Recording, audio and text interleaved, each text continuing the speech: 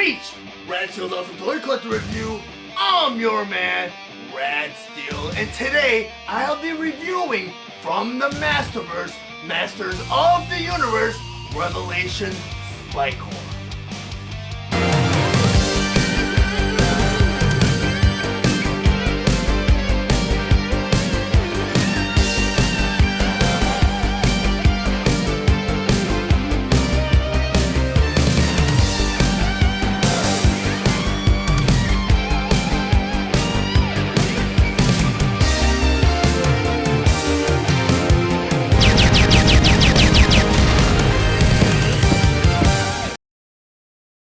From the Masterverse, Masters of the Universe Revelation Spikor.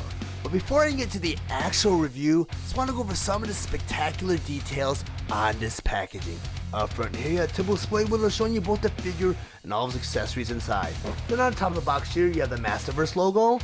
Then up here in the corner, it says 30 points of articulation.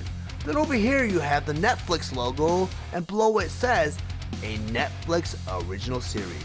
Then on the side of the box here, you have Spikor, untouchable master of evil combat. Then on the other side of the box here, you have this beautiful illustration of Spikor. Then on the back of the box, you have another beautiful illustration of Spikor. And down here, you have a profile that says Spikor, untouchable master of evil combat. Of all of Skeletor's henchmen, none is more dangerous in close quarters combat than Spikor, the evil blacksmith with enchanted razor-sharp spiked armor fused to his body forges weapons for the ruthless overlord. Hailing from his secret stronghold hidden in the mountains, Spikor fights by his master's side whenever he is beckoned. Then on the bottom here, you have the cross-out for Wave 2 along with He-Man and Skeletor. Masterverse, Masters of the Universe Spikor. Spikor was released on November 1st, 2021 with the suggested retail price of $19.99 and it was available at all major retailers. Spikor was released along with other Masterverse Wave 2 figures, Teela, Man-at-Arms, and Beastman. Spikor has 30 points of articulation and his accessories include his club, trident arm, and 2 swappable hands. Spikor stands 7 inches tall and he's meant for fans ages 6 and up. His design is inspired by Netflix's Masters of the Universe Revelation. Now that's Spikor on my display table. Just want to go over some display features and accessories. First by talking about his trident arm. And this trident arm is a pretty hefty accessory. Out of a solid plastic and it's pretty heavy. Now on the end here you have spikes that are sharp enough to look like spikes but not sharp enough to cause any damage. In order to arm this trident arm, you have this peg on the back right here. You go ahead and peg his fist right here. On the end of his wrist here, get a little porthole. You want to stick that peg right in that porthole, and now you have Spikor armed with his trident arm. And Spikor also came with a spiked club. In order to arm this spiked club, you just put this right in between his fingers, right here. Let me open it up a little bit so it goes in a lot easier, because these newer figures, it's kind of hard to arm them. And now I have Spikor armed with his spiked club.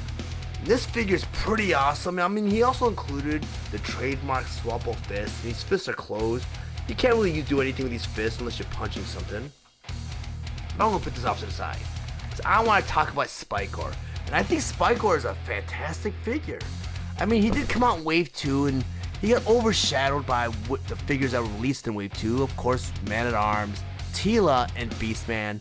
Those are fixtures in the Masters of the Universe series, but Spikor, he came out long after I lost interest in Masters of the Universe, so I don't really know much about Spikor.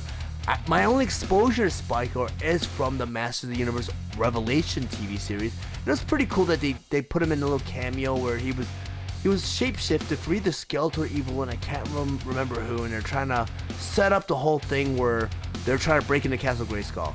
Cool figure, and I mean, I missed out on classics.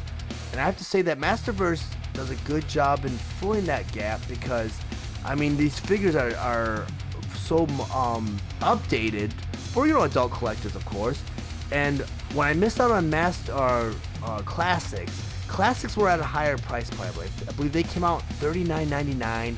By the time I even discovered what classics or knew what classics was, in the aftermarket they're already up in the 100 range, and I just missed out on that.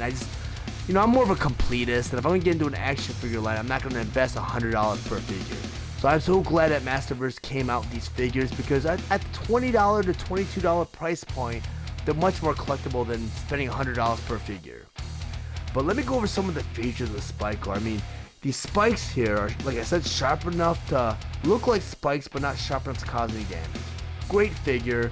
I mean, a lot of great detail. I love his accessories. His accessories just pop. Color scheme pops. I mean, even with the loincloth here, even with the detail, there's some different shades of darker paint. There's some blue and some looks like black there, but they did different shades that kind of give it more texture to it. And even the boots have a kind of a greenish black, bluish black, and it's different shades. I don't know if you guys could tell by looking at it from my lighting, but I mean, he's a great figure. Even his face detail is great. Bring him close enough. It's a great figure. But if you guys are interested in owning your own copy of Spikor, I did include a link in the description below, and once you click that link, it will take you to the Amazon store where you can purchase your own Spikor. But if you decide not to purchase Spikor or make any other purchase after clicking that link, it will greatly help the channel out so that I can grow and produce more content for the future. If you found any of the information valuable in this review, please like and share this video. Also, if you really enjoy my content, please subscribe to my channel, and while you're there, click the bell to be notified of any future videos. I want to thank you guys for watching Steele's Awesome Toy Collector Review. I'll check you guys out next time.